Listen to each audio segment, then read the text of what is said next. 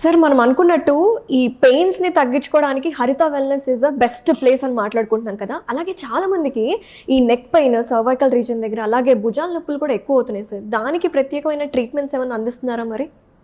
అవునమ్మా. ముఖ్యంగా ఈ నెక్ పెయిన్ గురించి మనం మాట్లాడుకుంటే సర్వైకల్ స్పాండిలైటిస్.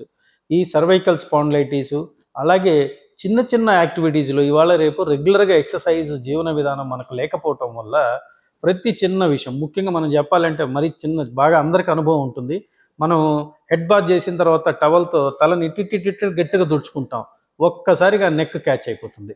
ఇలాంటి చిన్నపాటి చిన్న చిన్న యాక్టివిటీస్‌కి గూడా మనకు కండరాలు పట్టేయటము, ముఖ్యంగా మెడ తిరగనీయకుండా చేస్తుంది.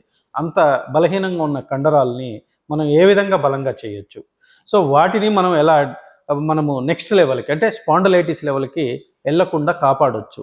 వీటినన్నిటిని గూడా మనము అర్థం చేసుకొని, వాటికి సంబంధించిన రీహాబిలిటేషన్ పద్ధతిని ముఖ్యంగా వాటిల్లో ఫిజియోథెరపీ ఒకటి one of the core objective.